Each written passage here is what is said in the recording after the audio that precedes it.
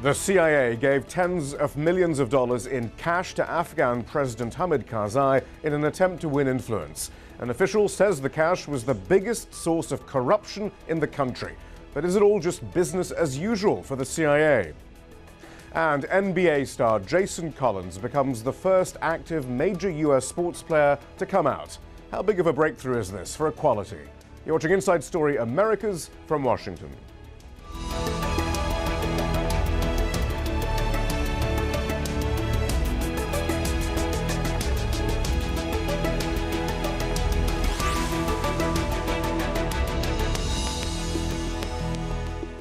Hello, I'm Shihab Rattansi. Afghan President Hamid Karzai has confirmed that his office received cash from the US Central Intelligence Agency over the past decade. A detailed report in the New York Times has revealed tens of millions of dollars were handed over to Karzai, with wads of cash stuffed into suitcases, backpacks, even shopping bags. The report says the CIA cash was then given to Afghan warlords in an attempt to secure stability before international troops pull out of Afghanistan next year. Afghanistan's problems with corruption have been well documented, but according to one US official quoted in the report, the biggest source of corruption is the United States. Joining me now from Kabul, New York Times correspondent Matthew Rosenberg, who wrote that report in the New York Times, and here in the studio, Glenn Carle, a former CIA officer who spent 23 years at the agency's Clandestine Service. Matthew Rosenberg, first of all, the biggest source of corruption in Afghanistan was the US, you were told by an official. What exactly have you discovered? I think, that he's speaking to both the cash that was being provided or is being provided to the Karzai administration and to the broader issues, the fact that we have pumped this economy. This is a tiny economy even today, pumped it full of money it simply cannot absorb in ways that we could not oversee, that have invited theft, have invited corruption. We really, without us, the corruption here would be a very small thing. There isn't a lot to go around. We've given Afghanistan a lot to take. And we mentioned warlords and other figures. I mean, who exactly are we talking about? Who is getting much of this money? Warlords is a pretty used term around here. Some of them really do truly qualify. People like Abdul Rashid Dostum, who was one of our proxies in 2001, who's from northern Afghanistan, who's accused of killing hundreds, maybe more than 1,000 Taliban fighters by baking them to death in shipping containers. He doesn't have a militia these days, but he certainly has links to that kind of thing. He allegedly gets somewhere between $50,000 and $100,000 a month in the palace. There are people down south and in other parts of the country. There are lawmakers and officials of other stripes. Mainly what we're told is that the Karzai administration doesn't have an ideology. There's no political party behind it. It runs through patronage. It keeps its allies and its enemies on side and in line by paying them off, by distributing spoils. And the CIA, through their payments, helped finance this greater scheme, I guess, or matrix of money that keeps everything in place around in Afghanistan. So that's an important point then. We should be clear that this isn't simply about, or isn't about, Karzai's personal enrichment. It's simply giving him the means to have a system of patronage in place to govern all the various factions in Afghanistan. Absolutely. And look, Iran was part of this. There are other sources of money as well. We're one of many, and we are, by all accounts, a large source of it. And, it comes with an extra kind of imprimatur of the U.S. that gives it a little extra weight and a little extra meaning. And that's especially true when your diplomats and your law enforcement agents and some of your soldiers are trying to clean up these patronage networks and encouraging the president to get rid of them and build stronger institutions that are more responsive to the public. Yet on the right hand is doing that, while the left hand saying, no, here's some money.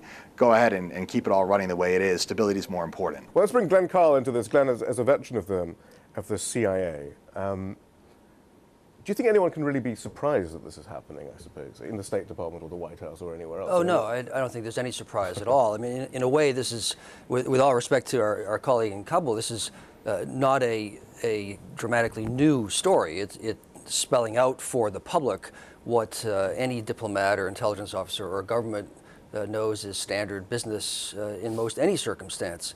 The degree and the significance of it for Afghanistan is substantial, but this is not unusual, and the Iranians do it, the Americans do it. This is unfortunately how behind-the-scenes intelligence and diplomacy functions. I know the answer. I think I know the answer you're going to give me to this. But in your years at the CIA, I mean, would you witness bagfuls of cash being, transported to various people around the world? Well, intelligence services haven't changed over the decades, but I can't speak personally on air about anything that I would know. But this happens. Gosh, in 1989, the United States invaded Panama. And the president of Panama, whom we arrested as involved in narcotics, which was correct, had been on the CIA's payroll for years. Now, it's not that the left hand didn't know what the right was doing, but that we have contradictory objectives that we try to attain simultaneously. This is sort of standard practice. Well, that leads to several questions then, Matthew. When you spoke to officials who were perhaps overseeing some of this, I mean, how did they reconcile the conflicting agenda that they appear to have to other parts of the administration, first of all? Let's be clear, the people overseeing this didn't speak to me and probably never will. It's just not what they do. I spoke to people who approved of it, who didn't think it was a big problem. And they reconcile it by saying, look, ultimately, stability is more important. I think that's certainly a debatable point that, does this build long-term stability is something that is a debate worth having, and that we don't have because these things remain secret. I'd also take issue with that this is standard operating procedure. Yes, paying off people to do your bidding is standing operating procedure. You pay off Dostum, or you pay off a warlord, or you pay off Manuel Noriega at one point. But to simply drop off a large sum of money every month and say, do with it as you please, and to mainly make a slush fund for a foreign government that we're also giving billions of dollars in aid to, over the counter, I've been led to believe that isn't standard operating procedure, that isn't routine in most countries. And if I'm wrong, correct me, but that's certainly the message we've gotten from multiple levels. Well, before I return to Glenn, though, I mean, Matthew, there's also the question of how effective it is. I mean, it doesn't seem, if the CIA is trying to buy Karzai's loyalty, at least, that they don't seem to be doing that great a job necessarily, after all these tens of millions of dollars. No, he certainly seems to do as he pleases. Did it with Iran. The Iranians didn't want him to sign a strategic partnership deal with the U.S. He did. They cut him off. I mean, the Iranians, to their credit, at least seem to recognize the idea of good money after bad. I'm not sure where we are on this with the agency and where they think this is going. But it's pretty clear at the palace, the presidential palace here, they're going to do what they think is in their best interests, not what we've paid them to think might be in their best interests. And, the other issue is, it's hard to, you'll hear from various people, well, we need this to keep this larger environment where we collect intelligence and every little bit counts, and that's how we end up with bin Laden. And, given the murkiness and that nobody can really explain it, that has struck me as a fairly self-serving explanation. That you needed to be dropping off this cash to pay off these warlords and these lawmakers and these various people the Karzai administration keeps in its pocket to end up with major hauls of militants elsewhere. It all starts to bleed and becomes very self-justifying at some point. Glenn Carle, then what about that point that this is different? I mean, yes, with Noriega, for example, there was a certain amount of focus. Perhaps arguably it was a bit more manageable, but certainly there was some attempt to manage it, whereas here, it can't have escaped the notice of those at the CIA or elsewhere that this is just spending billions of dollars with very little necessary return, and it doesn't seem to be being managed at all, really, actually. Well, I'm not sure how well one could manage a program of this nature. I mean, I think the question as to whether we should do this sort of thing and what we achieve from doing it, those are important questions that one should ask all the time. I would compare what's happening in Afghanistan to America's decades-long policies towards Pakistan. We have decided, rightly or wrongly, that the stability of Pakistan is in America's national interest, and so we work with essentially whatever government is in place and with the ISI quite closely. Right. And we fund them extensively. Might there be lessons learned then from that experience? Knowing all the time that a portion of our aid is used against American interests and even American lives. And the equation, frustrating as that is, the equation has been solved, rightly or wrongly, that with the answer that we need to continue doing it. That's a debatable point, but it's not unusual in Afghanistan. What's unusual is that the country is in chaos. We invaded it. It's a dramatically, exponentially, I think, order of magnitude different issue than a country we haven't invaded, occupied, and possessed. But the nature of the challenge is at a different scale, but not intrinsically different. What do you make of that, Matthew? I mean, there's that suggestion that we just do it because that's what we have to do. It might not be very effective, and it might not be very good. It might not be very sensible. But what else can we do? I mean, that seems to be the message that I sometimes hear. I mean, I think that kind of speaks for itself. That I used to cover Pakistan as well, and me and some correspondents had a joke that we were being surveilled by our own tax dollars, that we were being followed around by the ISI, which I pay for my own taxes because we give the money to them. At what point do we decide that this isn't working? That buying stability doesn't really buy anything. It doesn't buy long-term stability, that's for sure. And try and think of something else to do here. I think Afghanistan is an excellent example where, despite what people say in Washington, well, corruption's not really that big an issue. Look, I live here. I spend a tremendous amount of time here.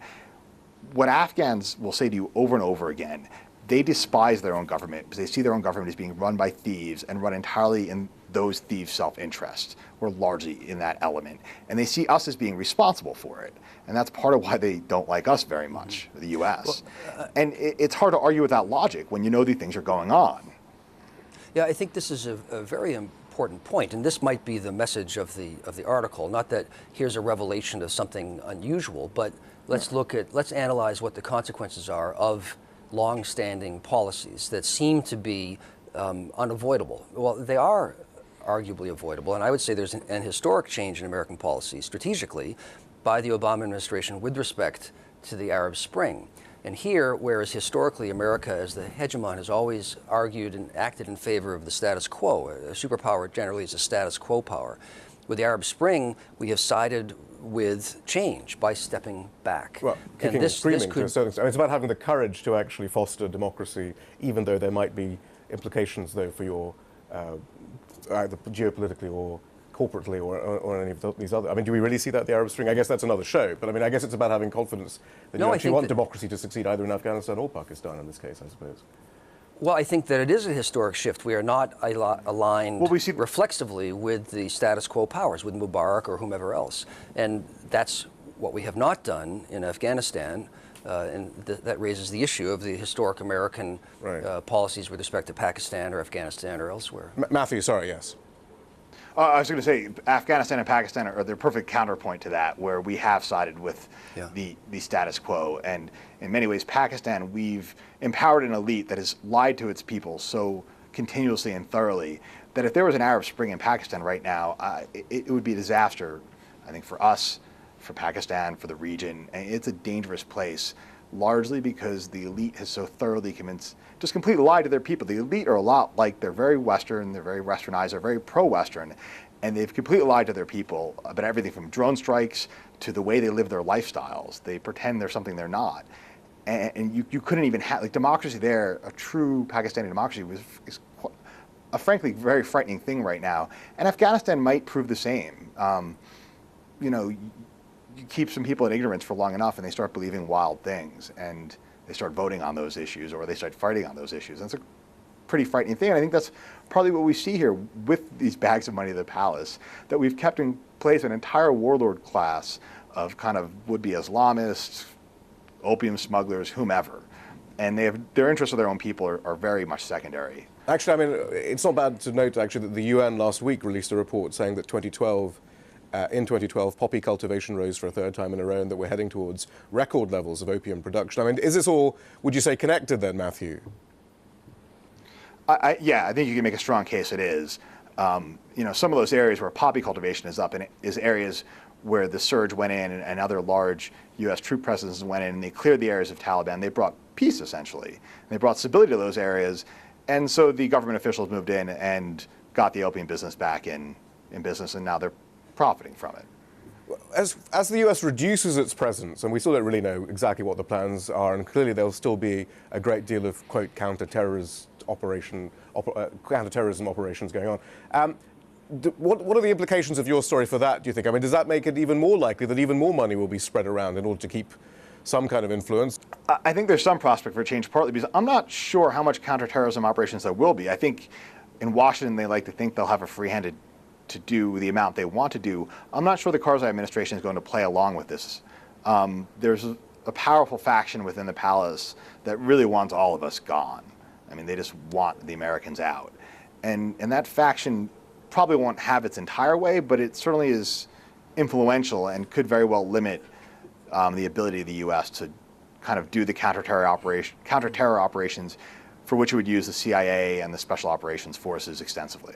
You know, on the counterterrorism issue, something that has been muddied for a dozen years is that there has been only one terrorist organization, one, that has consciously sought to strike the United States homeland, and that's Al-Qaeda. So when we talk about terrorism in Afghanistan and the Taliban, they may be hostile to Americans and Westerners and trying to kill Americans and Westerners in Afghanistan, but there remains really only one organization that has tried to strike the United States. However, this administration is trying to expand that definition, you know, on a monthly, weekly basis. I mean, their disposition matrix isn't all about Al-Qaeda after all anymore. Yeah. So, well, the definition of what Al-Qaeda has been a controversial one, although I think for experts it's been relatively clear that jihadist organizations elsewhere in the world, even if they have had associations with Al-Qaeda Central, are not part of Al-Qaeda. But this is a distinction that is argued and that is clear to me. We only have a minute left, Matthew. I mean, that's quite a good point to perhaps to end on. I mean, what does the CIA think what is it trying to achieve? What does it want in Afghanistan right now? What are all these millions of dollars for? You know, I would love to hear the answer from the CIA itself, because, you know, what is Al-Qaeda here at this point? They're maybe 100, 200 Arabs who fight with the Taliban as kind of trainers, people with more expertise. But the Taliban is not an organization that has ever sought to attack the United States or American citizens outside of Afghanistan. That's right. Al-Qaeda doesn't really exist here in the way it once did. So I'm not quite sure what the CIA seeks to achieve apart from keeping it from coming back. Well, and I think the Afghans are committed to that as well, the Afghan government now. That's another important point, though asking the CIA is asking the wrong entity. The CIA is not a thinking institution, and that's not a slight. The CIA does what the executive orders it to do. And this has been, for 12 years, a critical issue. I had colleagues from Special Forces and CIA who came and spoke to me before I retired, and they said, Mr. Carle, what's our policy in Afghanistan? I said, well, I'm an intelligence officer, I don't do policy. They said, but you should know, you're relatively senior. And the answer is, there never has been a clear definition of what the United States is seeking to achieve in Afghanistan. Well, very quickly, Matthew, I mean, that's another good point, I guess. I mean, the CIA simply does what the executive asks it to, so there's no suggestion that having read your article or having it confirmed that the White House and the State Department are going to go, oh my God, this is terrible, this has to stop. I mean, they were quite happy for different agencies to have completely different agendas in Afghanistan all this time then. I think the White House was. I don't think the State Department was at all happy about it. And as for the broader issue of what we're trying to achieve here, at the risk of editorializing to avoid it, I'm going to quote what a very senior U.S. general said to me last year. We were talking in his office, and he kind of looked at the map and looked over it and said, I guess the question we have to ask ourselves is, what is the value of the object? And he didn't know the answer. And that's not really a great sign when it's coming from people with stars on their shoulders. Matthew Rosenberg, thank you very much. Glenn Carle, thank you as well. Thank you. Now, the National Basketball Association star Jason Collins has revealed that he's gay, becoming the first openly homosexual professional athlete playing in a major U.S. team sport. The 34-year-old is a veteran of 11 seasons in the NBA for teams including the Boston Celtics and the Washington Wizards. He is now a free agent. It's a major step forward, but much attention will now be on his future. Professional sports, along with the military, are often seen as one of the last major bastions of homophobia in the US. Joining me now from Manchester in the UK is John Amaechi. He's a former NBA player who came out as gay after he retired from the sport. John Amaechi, just talk us through, help us understand how significant Jason Collins' announcement is. Well, what Jason has done is a huge boost, I think. Perhaps it's best for me to describe it this way and say that in the last 4 or 5 hours, I've had probably dozens of emails from young people, men and women, many of them in America, but not all of them, who play sports, who are gay, bisexual, lesbian, and they are buoyed, they are lifted by the news that Jason has shared today. They feel safer, they feel more hopeful about their future, and as such, a national conversation has been reopened in a very mature way. And the best part of this is that Jason as an individual is eloquent and ultimately has great skills to handle this discussion in the public eye.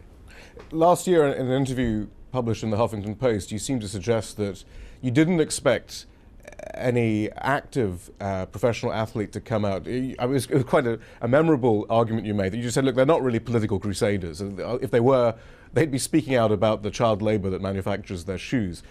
So what do you think is different this time and this year? I think there are some extraordinary individuals who are waiting, or who have been waiting in the wings, like Jason. And for him, it was a perfect combination of a personal reason why he wanted to come out. He wanted to be authentic. He wanted to tell the truth. He wanted to share his life with his friends and his relatives in a way that he hadn't been able to. But also, I think he felt the burden of responsibility that he knows comes with being a role model, and that comes with being in the public eye, being a veteran of the NBA. And he knows that that made him ideally placed to do this work now. I don't think he's going to become some kind of gay crusader. He's simply now going to be able to speak out authentically on any number of different issues, including this one of sexuality that seems to burden sports unnecessarily.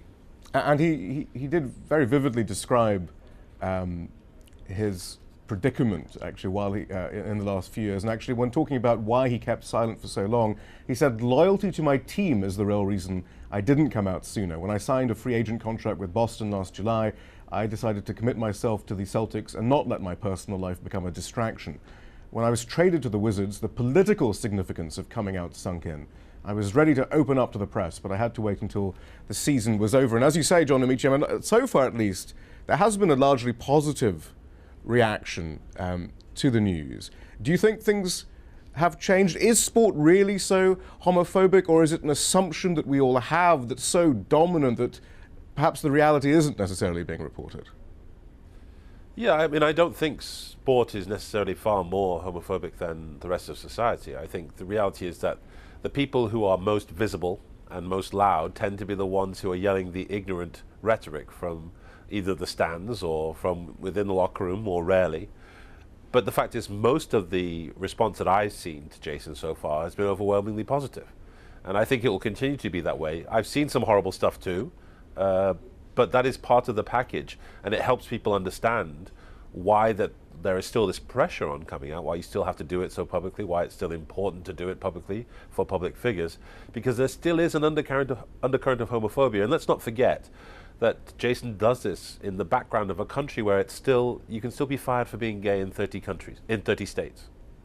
30 states, you can still lose your job just by wearing a t-shirt that says I'm gay. So it's not, he's not doing this in the background of complete safety. He is taking a risk. He's being very brave, far more brave than I could have dreamed of being. And for that, I'm really grateful. But it was interesting, or it is interesting, that in his article in Sports Illustrated, he does also boast a bit about how aggressive he is and how many fouls he commits in a season. I mean, there is still this odd clinging to rather quaint notions of masculinity, I suppose, in this context. Didn't you think? I mean, it seems a bit strange. It is. I mean, in fairness, the entire Collins, I played with his brother. The entire Collins family is renowned for their ability to foul frequently and be physical. But you can understand in this environment, people want to stress the fact that they don't conform to the absurd stereotypes that are out there. I think the real breakthrough day will be the day that you don't have to worry about whether you conform. You can be someone who likes to drink apple martinis and read The Guardian and dress in a tutu if you want. And that is equally as acceptable as the kind of butch counter stereotype. But either way, right now, Jaron is just Jason is just setting an example that I think, and I hope, others will follow. John Amaechi, thank you very much. Pleasure. And that's all from the team in Washington, D.C. for now.